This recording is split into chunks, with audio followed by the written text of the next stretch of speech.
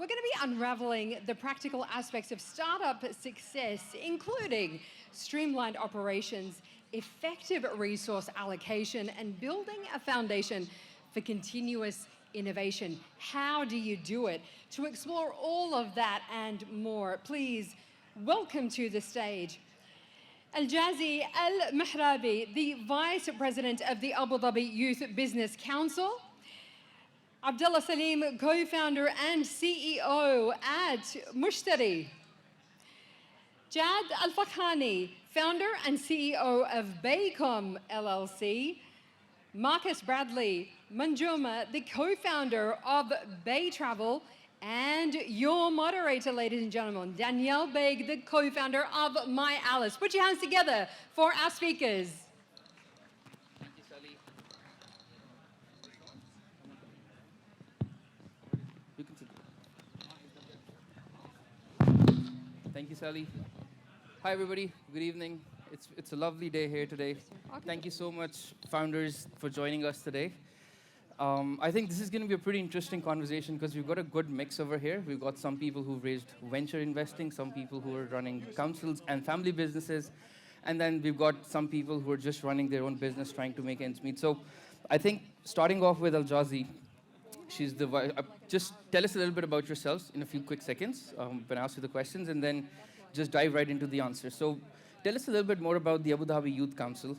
What's the mandate over there? And do also tell us a little bit more, where do you see the younger generation going towards more? Is it businesses or is it government jobs versus private jobs?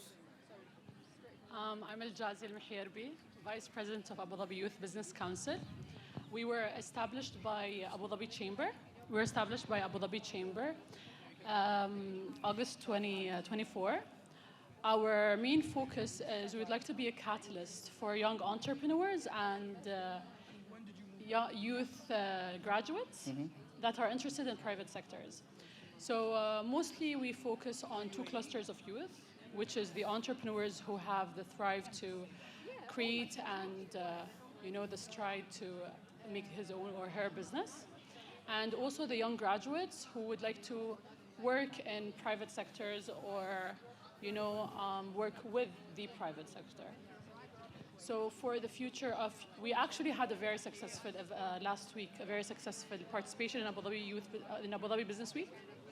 And we had workshops, we had mentorship panels, and one of the things that we had was, to answer your question, a majlis with the youth. This majlis was talking about their aspirations in the future, what would they like to be or become. And we asked them a question of, does anyone have their own business? And unfortunately, no one answered. We also asked them, does anyone want to be a businessman or a business lady, And also no one answered. I was like, why? So we changed the question and said, what are your aspirations? What would you young people like to be in the future? And 70% of this youth, which is sad, they said, we would like to graduate and go to government entities and just work and take the safe route. And the other 30% just said, we'll see what Allah has written for us. Yeah. This is where we would like to come in. Abu Dhabi Youth Business Council would like to come in and help the youth, give them awareness and guidance of how the business is made in Abu Dhabi, how easy it is, because our leaders in the UAE, they actually promote this. They actually want the youth to become the next future leaders. So yeah, that's what Abu Dhabi Business Council would like to be. Abu Dhabi Business Council would like to be the catalyst for young entrepreneurs and future leaders. Absolutely. I think you guys need to reduce the government salaries to get people to go towards businesses because they're pretty well paid. But Marcus, coming over from here, so I think what we've seen post-COVID as well and during COVID was the fact that when there's an opportunity in times of crisis, that's where you really make out businesses. That's where flourishing businesses come in. And then, youth is trying to find opportunities in these times. So talk to us a little bit more about, how to find these opportunities. Do tell us about your journey as well, of how COVID plus FIFA at the same time in Qatar kind of helped shape the story that you were telling us backstage. Please share it with all of us.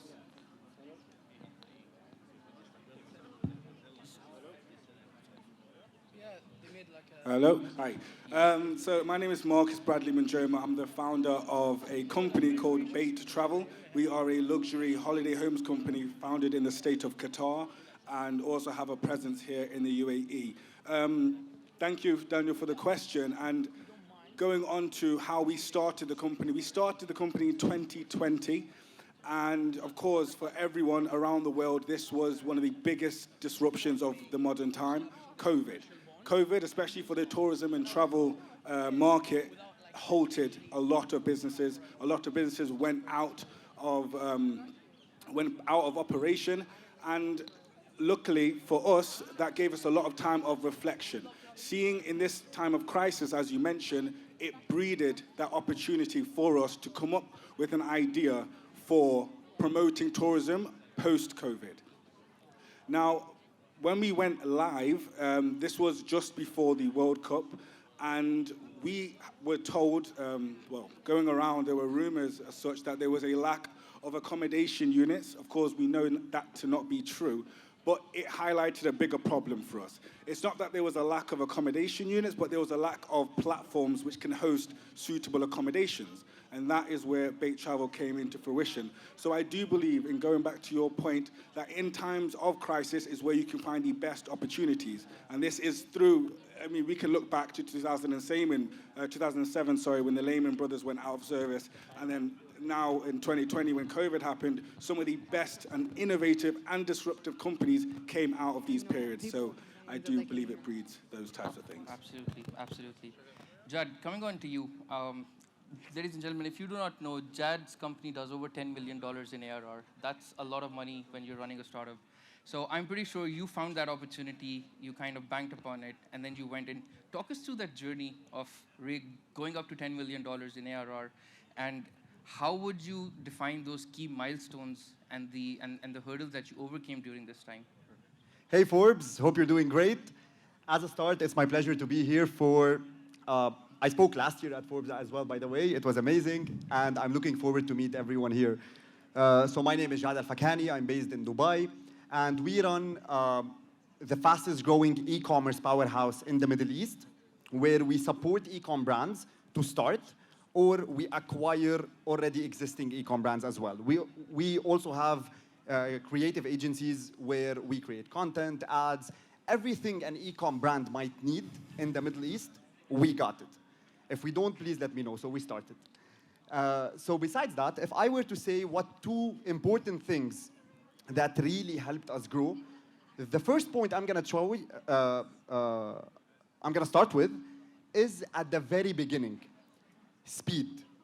As a start, we were literally very fast.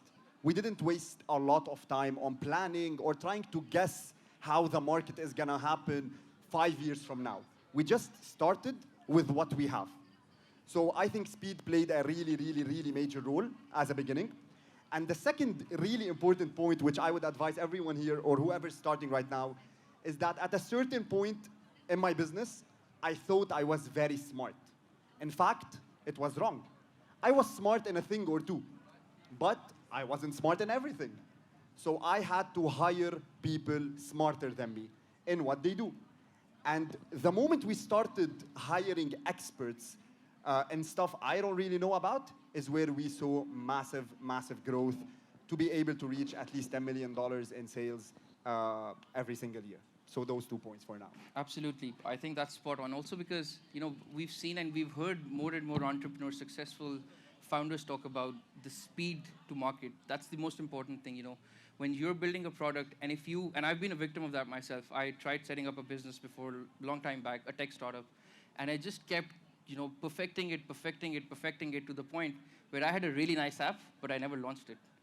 I shelved it eventually, because I didn't find it the right time to launch. So I think that's spot on over there. Abdullah, I think, we can all have businesses, we can all have startups, we can be successful, but one of the most important things for most entrepreneurs is the exit. How do I sell this business, and to who do I sell this business? That's a really important question, I'd love to talk and understand a little bit more, about Mushtari from you, and what are you guys doing in this space, especially in the MENA region, where there's a lot of deal flow in terms of investments for the larger startups, smaller startups, early stage startups, but also private equity. but at the same time, you don't see a lot of exit opportunities for entrepreneurs to sell their businesses. All right, so first of all, my name is Abdullah Saleem. I'm from Kuwait. What I do is Mushtari. Just give me a story about myself, how we started this business. It's because of the COVID. So I had this big, beautiful restaurant, 300 meters squared.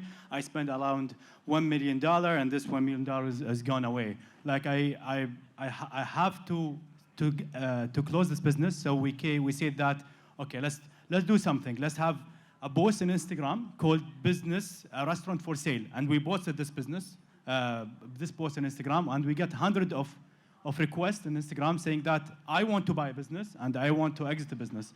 So now when I see, this is back in 2021, 20, and now when I see all this journey now until 24, I see that a lot of people was shy and don't want how to exit their business. Now we came up with a lot of templates, formulas, education side, how to exit the business and what you do exactly. People, they don't know exactly how to exit.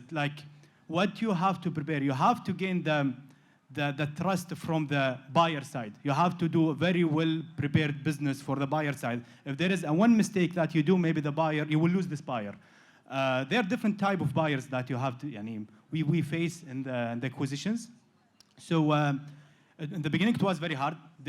No one knows about why do I buy a business. Let me start from scratch. It's much easier. I don't want to get someone else business that he want to sell it. Why he want to sell it? Yeah. There are several of hundreds of reasons that why someone sell his business, and everyone can. If you have a business, we can all agree on these reasons. So the journey it wasn't easy for selling and buying businesses. The education side takes time. The awareness takes time.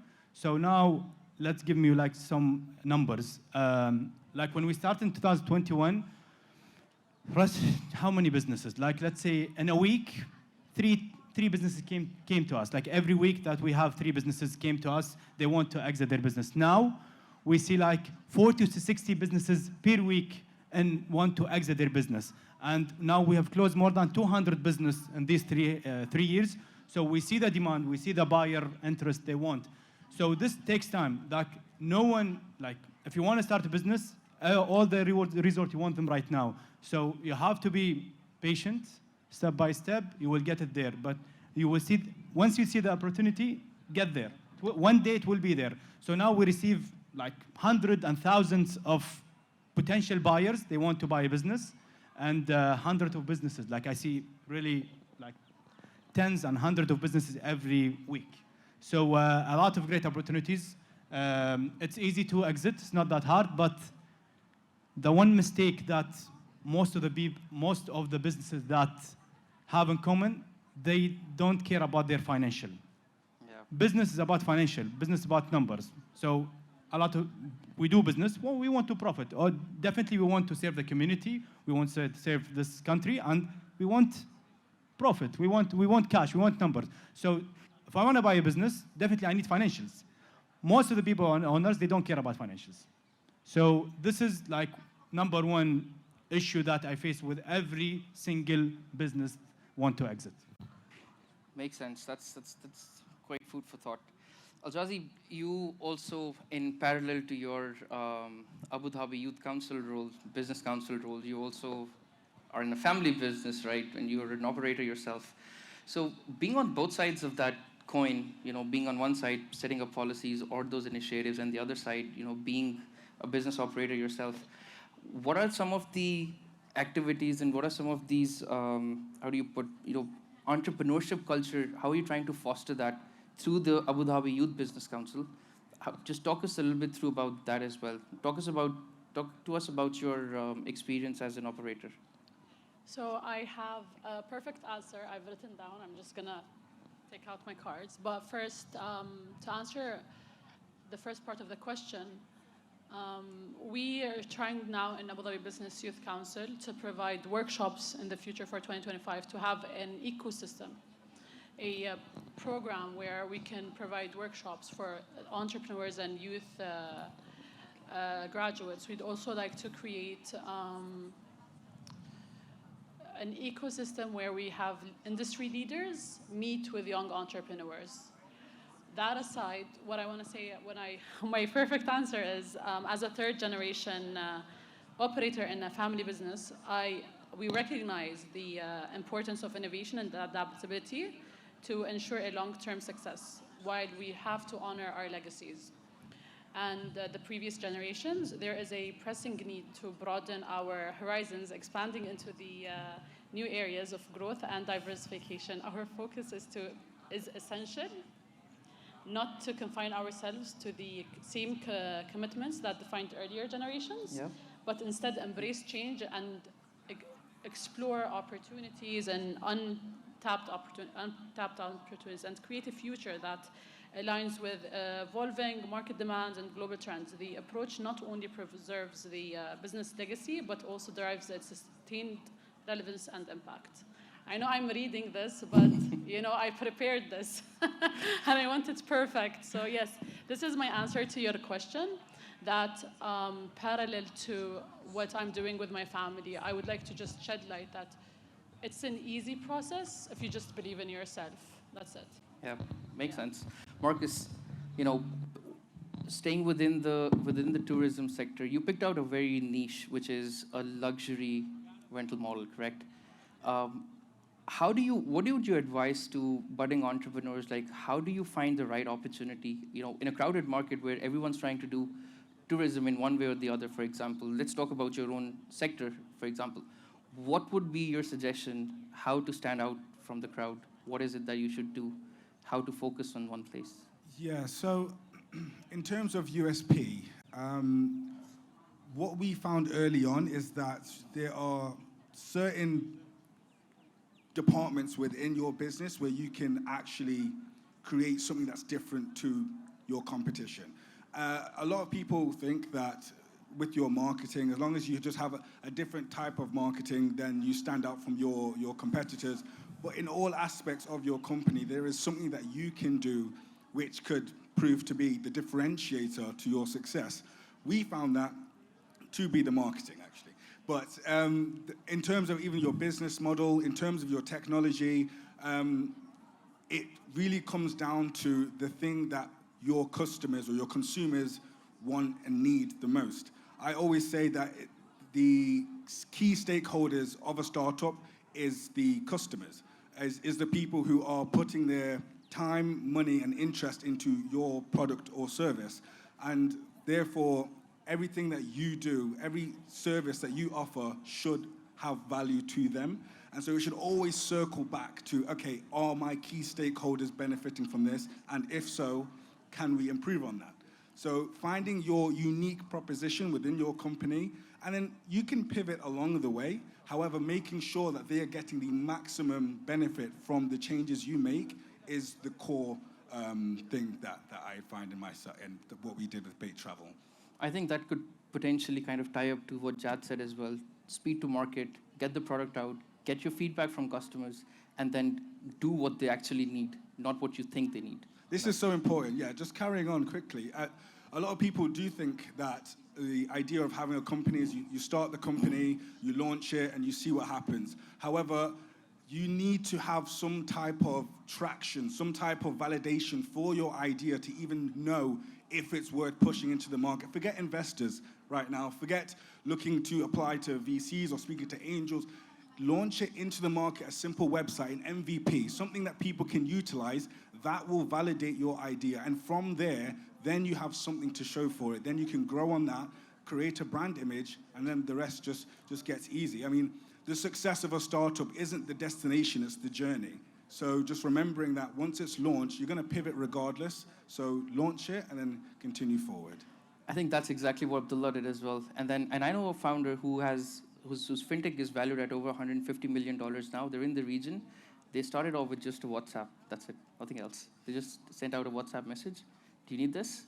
Yeah. And then that's how they started creating traction. And then they went into building like a proper MVP model. So they didn't have anything of an engine. So that's pretty true.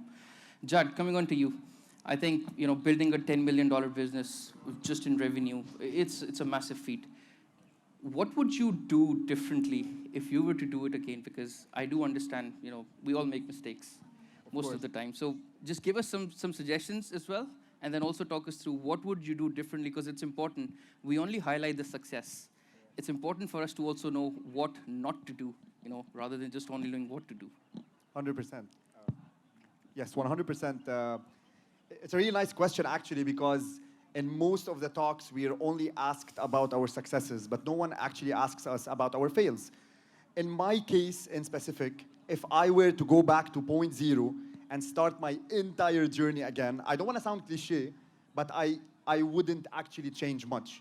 Because the days when we had zero cash and the days when we had zero sales for days and weeks and months, they literally shaped our growth and where we are right now. هلا في a lot of things that we learned, which of course I could have avoided. As a start, I would say I wouldn't be as arrogant as I was when I started, trying to think that I know it all, I don't want other people's opinion, etc., etc. Two is I wouldn't put money as the main goal. As a start, I always thought cash and money and sales is actually our target. And it shouldn't actually be, because like our goal was to make our first $10,000 first. And we made it. We weren't really fulfilled. And then we jumped up to 100K, and then $1 million, and then $10 million. We didn't see that the drive actually changed, which actually meant, no, okay, it wasn't cash as a goal after all. So, and three is, as you guys now said, is that don't waste your time on the wrong stuff first. So in one of our businesses, we have an educational mentorship program with over 6,000 students right now. We teach them how to start their businesses. And every day, like my only job is to help them avoid all of the mistakes that I did. And one of the things I always say is that don't waste your time on the stupid stuff, on the fancy office, on that I need cash. And we had a chat about this right now. And no, it's like you can actually start without the money. You can start without investors. You can start without a huge capital. Just open a landing page, prove to whoever you want to ask money for, and know it works. And that's the only way you can know if you can continue with this or not. I feel a lot of points, but due to time, I'm going to stick to those three. And thank you so much for having me, man. Yeah, no, I think, and we should all know, ChatGPT can help us build websites like this. So exactly. In this day and age, building a landing page is on Shopify, it needs a day, man. Exactly. 100%. Abdullah, I think, one of the most important things, I would want you to continue on that as well, maybe, anything that you would want to do, but... I was going to talk about this one. Like, I see a lot of businesses. Like, yesterday I have a meeting with a business owner. Like, he was waiting for it now his 2 years to start his application. So, and I see, as you said, that I see a lot of people, business owners, make hundreds and millions from phone calls, from meetings. That you have to first to understand the customer that you're targeting, then you can work on it. You don't have to do the tech side, or you have to build this huge admin system or whatever. You can wait, just find the right segments that you can sell to them by phone, by visit, by WhatsApp, whatever you want to sell it, how you sell it, then you can build your systems. So I agree 100%, like just start, take tractions, make sure that you have traction, make sure that you're generating cash, and then build the system that you want. Absolutely. And in your last point, in the previous question that I asked you, you mentioned about financials being very important. So just one last parting thought on that maybe as well. What would you suggest? What areas should people focus on? And would it be more about like maintaining your finances in the right way? Would it be looking not only at the top line, but also at the bottom line? Because what are some of those factors that are driving those decisions to buy a business? Well, Jenny, I will talk in this thing like very basic terms, and this will be funny. Like I see businesses make millions, okay? They don't have P&L, balance sheet, cash flow. They don't understand this. This is basically. I'm not talking about your CAC, your acquisition, customer acquisition. What I don't want to talk about these terms. I will talk about the basic things that you have, the three statements that you have to see: P&L, balance sheet, cash flow. They don't have them, and they don't have to read them. And even it's all wrong. They go to any company or any agency to do the financial for them. So the most important things that you need them if you want to sell your business. I don't care about anything else. I care about these and your marketing segment strategy. These the most things that we look at them. So do you have the right segment? Are you selling the right segment? You have the right traction? Because I want to buy a business. Definitely there are different targets, different goals. But one of the goals one of the important goals is that I need the clients, the data you have. It's an ongoing business, it's running business. I need this data. So definitely, I need to see tractions, ongoing sales, cash generating from this business, plus a very good financials, organized well.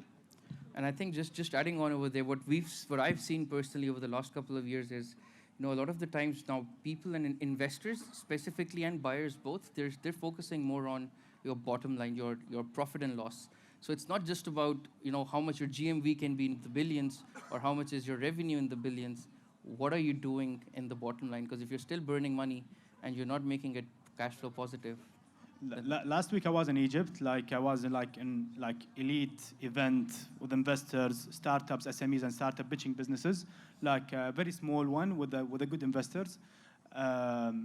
Everyone agreed in this event was about now in this year or in the coming years, we don't care about burning. We care about profitability. Correct. We need business make a profit as soon as possible. We don't care about before they invest and burn the cash and they care about the burn rate and everything. Now they care about when you're going to profit. Show me your profits. This month, this year, coming year. Are you make sure what's the plan for making the profit, not targeting the majority or expanding to different markets? Absolutely. Well, I think we're just about on time. Thank you so much for being here with us. Thank you, Forbes, for hosting all of us as well. And I think we'll call off Sally again to take things forward from here. Thank you. Thank you very much. Thank you so much.